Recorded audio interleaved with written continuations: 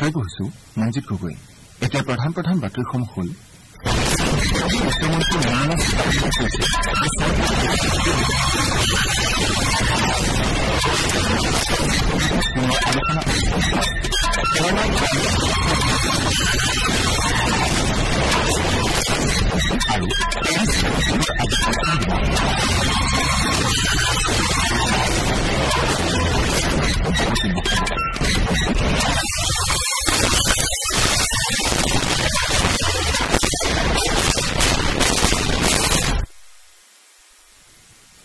কেন্দ্ৰীয় বিত্তমন্ত্ৰী নিৰ্মলা সীতাৰমণে কৈছে যে চৰকাৰে বিত্তীয় ঘাটিৰ লক্ষ্যত উপনীত হোৱাৰ বাবে প্ৰয়াস চলাই আছে আৰু 2025-26 বৰ্ষ পৰ্যন্ত বিত্তীয় ঘাটি 4.5% তললৈ হ্ৰাস কৰাৰ লক্ষ্য স্থিৰ কৰিছে। লোকসভাত কালি 2024-25 বৰ্ষৰ কেন্দ্ৰীয় বাজেট সম্পৰ্কীয় আলোচনাৰ উত্তৰ দি বিত্তমন্ত্ৰীগৰাকীয়ে এইদৰে প্ৰকাশ কৰে। তেওঁ কয় যে ভাৰত কোভিড মহামাৰীৰ প্ৰাদুৰ্ভাৱৰ পাছত বিশ্বৰ সবাতোকৈ দ্ৰুত বিকাশশীল অৰ্থনীতিৰূপে পৰিগণিত হৈছে। ভাৰতবৰ্ষক 2047 চনৰ ভিতৰত এখন উন্নত ৰাষ্ট্ৰৰূপে গঢ়ি তোলাৰ বাবে সকলোৱে একেলগে কাম কৰা উচিত বুলি মন্ত্ৰীগৰাকীয়ে উল্লেখ কৰে। শ্ৰীমতী সীতাৰমণে যোৱা 3 বছৰত ভাৰতক দ্ৰুত বিকাশশীল অৰ্থব্যৱস্থাৰূপে গঢ়ি তোলাৰ ক্ষেত্ৰত আগবঢ়োৱা অৱদানৰ বাবে দেশৰ নাগৰিক, মধ্যবিত্ত শ্ৰেণী, উদ্যমী, কৃষক, উপান্ত শ্ৰমিক আৰু ব্যৱসায়ীসকলক ধন্যবাদ জ্ঞাপন কৰে। প্ৰধানমন্ত্ৰী নৰেন্দ্ৰ মোদীৰ ভৱিষ্যদৰ্শী নেতৃত্ব অবিহনে এয়া সম্ভৱ নহলহেঁতেন বুলি বিত্তমন্ত্ৰীগৰাকীয়ে মন্তব্য কৰে। শ্ৰীমতী সীতাৰমণে কয় যে চৰকাৰৰ ব্যয় ক্ৰমাৎ বৃদ্ধি পাইছে আৰু 2023-24 বিত্তীয় বৰ্ষত চৰকাৰৰ ব্যয়ৰ পৰিমাণ 48,21,000 কোটি টকা হয়। তেওঁ কয় যে 2023-24 বৰ্ষত ব্যয় প্ৰায় 7.3% বৃদ্ধি পাব বুলি অনুমান কৰা হৈছে। এইবাৰৰ বাজেটত কৃষি আৰু আনুষংগিক খণ্ড, গ্ৰামাঞ্চলৰ উন্নয়ন, নগৰ অঞ্চলৰ উন্নয়ন, স্বাস্থ্য আৰু সামাজিক কল্যাণৰ শিতানত আবণ্টিত ধনৰ পৰিমাণ বৃদ্ধি কৰা হৈছে বুলি মন্ত্ৰীগৰাকীয়ে উল্লেখ কৰে। তেওঁ কয় যে বাজেটত কোনো এটা শিতানত পূৰ্বৰ তুলনাত কম ধন আবণ্টন কৰা হোৱা নাই। বিত্তমন্ত্ৰীগৰাকীয়ে কয় যে কেন্দ্ৰীয় বাজেটত বিভিন্ন উদ্দেশ্যৰ মাজত ভাৰসাম্য ৰক্ষা কৰাৰ চেষ্টা চলোৱা হৈছে যাতে উন্নত আৰু উচ্চ বিকাশৰ জৰিয়তে অসমানতা দূৰ কৰিব পৰা যায়। চৰকাৰে বাজেটত বিকাশ, কৰ্মসংস্থাপন, কল্যাণ, ব্যয়, মূলধনী বিনিয়োগ আৰু বিত্তীয় একত্ৰীকৰণৰ দৰে কাৰকসমূহৰ মাজত ভাৰসাম্য ৰক্ষাৰ চেষ্টা চলাইছে বুলি শ্ৰীমতী সীতাৰমণে উল্লেখ কৰে। তেওঁ কয় যে 2024-25 বৰ্ষত ৰাজহ ঘাটি আৰু বিত্তীয় ঘাটিৰ অনুপাত 2020-21 বৰ্ষৰ 80% পৰা 36%লৈ হ্ৰাস পোৱাৰ সম্ভাৱনা আছে। 2013-14 বৰ্ষত কৃষি আৰু কৃষক কল্যাণ বিভাগৰ বাবে বাজেটত 21,934 কোটি টকা আবণ্টন দিয়া হৈছিল বুলি উল্লেখ কৰি শ্ৰীমতী সীতাৰমণে কয় যে এই ধন বৰ্তমান 1,23,000 কোটি টকালৈ বৃদ্ধি কৰা হৈছে। তেওঁ লগতে কয় যে প্ৰধানমন্ত্ৰী কিষাণ আঁচনিৰ শুভাৰম্ভ কৰাৰে পৰা আঁচনিখনৰ অধীনত 11 কোটিৰো অধিক কৃষকক 3,20,000 কোটি টকা প্ৰদান কৰা হৈছে। কৰ্মসংস্থাপনহীনতা সন্দৰ্ভত মত প্ৰকাশ কৰি শ্ৰীমতী সীতাৰমণে এনডিএ চৰকাৰে বিগত 10 বছৰত 12.5 কোটি কৰ্মসংস্থাপন সৃষ্টি কৰা বুলি দাবী কৰে। তেওঁ লগতে ইউপিএ চৰকাৰৰ দিনত 10 বছৰত মাত্ৰ 2 কোটি 30 লাখ কৰ্মসংস্থাপন সৃষ্টি হৈছিল বুলি প্ৰকাশ কৰে। মন্ত্ৰীগৰাকীয়ে কয় যে দেশত বিগত দশকত কৰ্মসংস্থাপনৰ সুযোগ বৃদ্ধি পাইছে আৰু 2024 বৰ্ষত এনে সুযোগ 2014 বৰ্ষৰ 36% পৰা 51%লৈ বৃদ্ধি পাইছে।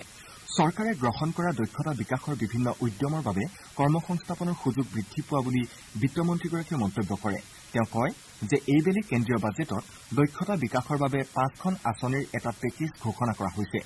2020 আৰু 23 বৰ্ষৰ মাজৰ সময়ছোৱাত দেশত মুদ্ৰাস্ফীতিৰ হাৰ গোলকীয় গড় হাৰতকৈ যথেষ্ট কম হৈ থকা বুলি উল্লেখ কৰি শ্ৰীমতী সীতাৰমণে কয় যে কোভিড মহামাৰী স্বত্তেও নৰেন্দ্ৰ মোদী চৰকাৰে গ্ৰহণ কৰা অৰ্থনৈতিক পৰিকল্পনাৰ বাবেই অৰ্থব্যৱস্থাৰ ওপৰত মুদ্ৰাস্ফীতিৰ বিৰূপ প্ৰভাৱ পৰা নাই।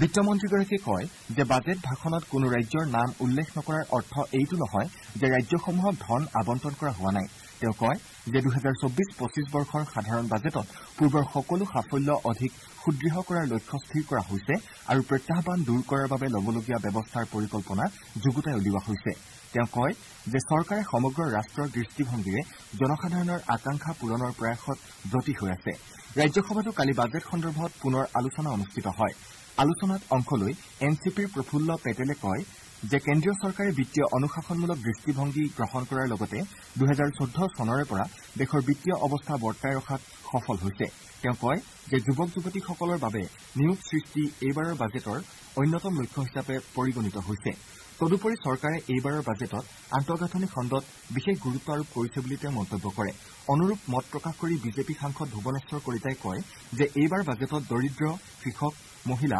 মধ্যবিত্ত আৰু আন্তঃগাঁথনিৰ উন্নয়নত বিশেষ গুৰুত্ব আৰোপ কৰা হৈছে দৰিদ্ৰতা দূৰীকৰণৰ বাবে চৰকাৰে লোৱা পদক্ষেপৰ প্ৰশংসা কৰি সাংসদগৰাকীয়ে কয় যে এনে পদক্ষেপৰ বাবে 25 কোটি লোক দৰিদ্ৰতাৰ কবলৰ পৰা মুক্ত হ'বলৈ সমৰ্থ হৈছে তেওঁ কয় যে চৰকাৰে 80 কোটি লোকক বিনামূলীয়া খাদ্য সামগ্ৰী যোগান ধৰি আহিছে আলোচনাত অংশগ্ৰহণ কৰি কেন্দ্ৰীয় মন্ত্ৰী তথা বিজেপিৰ ৰাষ্ট্ৰীয় সভাপতি জে পি নাড্ডাই কয় যে বাজেট দেশৰ সৰ্বাত্মক বিকাশ আৰু আৰ্থসামাজিক বিকাশৰ আহিলাস্বৰূপ তেওঁ কয় যে এইবাৰৰ বাজেটত আন্তঃগাঁথনি উন্নয়নৰ লগতে কৰ্মসংস্থাপন সৃষ্টিত গুৰুত্ব আৰোপ কৰা হৈছে বাজেটত দৰিদ্ৰতা দূৰীকৰণ দুখীয়া লোকৰ সবলীকৰণ খেতিয়কসকলক সাহায্য প্ৰদান আৰু গাঁওসমূহ সুদৃঢ় কৰি তোলাত বিশেষ গুৰুত্ব প্ৰদান কৰা হৈছে বুলি শ্ৰী নাড্ডাই প্ৰকাশ কৰে তেওঁ লগতে জনধন যোজনা আৰু প্ৰধানমন্ত্ৰী উজ্জ্বলা যোজনাকে ধৰি সমাজৰ দুখীয়া আৰু উপান্ত শ্ৰেণীৰ উন্নয়নৰ বাবে চৰকাৰে গ্ৰহণ কৰা বিভিন্ন উদ্যমৰ কথা উল্লেখ কৰে এই আলোচনা কালি অমীমাংসিত হৈ ৰয়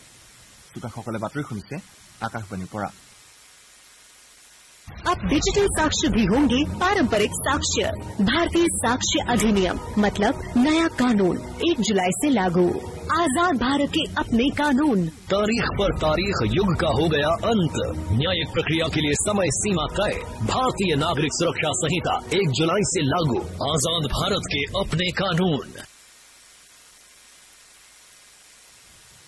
কেৰালাৰ ৱায়নাডত ভূমিস্খলনত নিহতৰ সংখ্যা 120 জনলৈ বৃদ্ধি পাইছে সেনা বায়ুসেনা আৰু নৌসেনাৰ সমন্বিত প্ৰচেষ্টাত 4 শতাধিক লোকক ধ্বংসাৱশেষৰ পৰা উদ্ধাৰ কৰা হৈছে আবদ্ধ লোকসকলক উদ্ধাৰ কৰি বায়ুসেনাই বিশেষ বিমানৰ জৰিয়তে চিকিৎসালয়লৈ প্ৰেৰণৰ ব্যৱস্থা কৰে সেনাই জনোৱা মতে মুণ্ডাক্টাই গাঁৱৰ পৰা প্ৰায় 150 লোকক উদ্ধাৰ কৰি চিকিৎসালয়লৈ প্ৰেৰণ কৰা হৈছে ভাৰতীয় সেনাই মানৱীয় আৰু দুৰ্যোগ সাহায্যৰ প্ৰয়াসক ফলপ্ৰসূ কৰিবলৈ কোজিকোডত এটা নিয়ন্ত্ৰণ কক্ষ স্থাপন কৰিছে জিলাখনত 45টা সাহায্য শিবিৰ মুকলি কৰি 3069 জন লোকক আশ্ৰয় প্ৰদান কৰা হৈছে কেৰালাৰ ৰাজ্যপাল আৰিফ মহম্মদ খান আৰু লোকসভাৰ বিৰোধী দলপতি ৰাহুল গান্ধীয়ে আজি ৱায়নাড ভ্ৰমণ কৰিব ৱায়নাড ত্ৰিচুৰ কাছাৰগোড পাথানামকিটা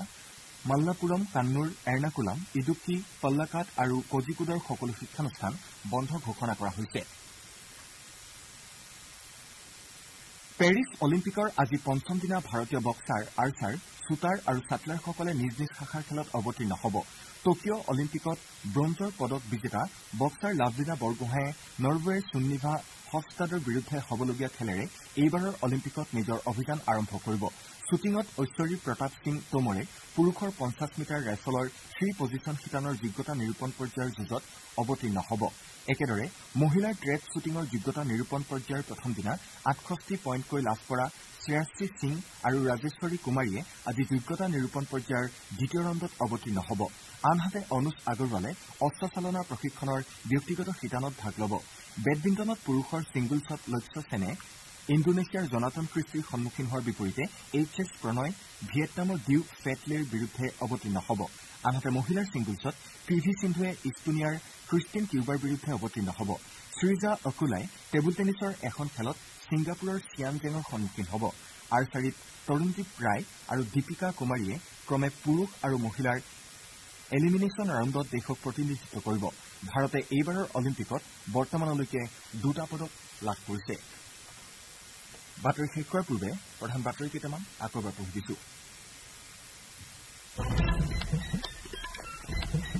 কেন্দ্ৰীয় বিত্তমন্ত্ৰী নিৰ্মলা সীতাৰমণে কৈছে যে চৰকাৰে বিত্তীয় ঘাটিৰ লক্ষ্যত উপনীত হোৱাৰ বাবে প্ৰয়াস চলাই আছে ৰাজ্যসভাতো কালি বাজেট সন্দৰ্ভত পুনৰ আলোচনা অনুষ্ঠিত হয় কেৰালাৰ ৱায়নাড জিলাত হোৱা ভূমিস্খলনৰ ঘটনাত নিহত লোকৰ সংখ্যা 120 জনলৈ বৃদ্ধি পাইছে আৰু পেৰিছ অলিম্পিকৰ আজি পঞ্চম দিনা ভাৰতীয় বক্সাৰ আৰ্চাৰ শুটাৰ আৰু ছাটলাৰসকলে নিজ নিজ শাখাৰ খেলত অৱতীৰ্ণ হ'ব আৰু পেৰিছ অলিম্পিকৰ আজি পঞ্চম দিনা টকিঅ' অলিম্পিকত ব্ৰঞ্জৰ পদক বিজেতা বক্সাৰ লাভলিনা বৰগোহাঁয়ে নৰৱেৰ সুন্নিভা হফষ্টাডৰ বিৰুদ্ধে হ'বলগীয়া খেলেৰে এইবাৰৰ অলিম্পিকত নিজৰ অভিযান আৰম্ভ কৰিব আমাৰ এতিয়াৰ বাতৰি ইমানতে শেষ হৈছে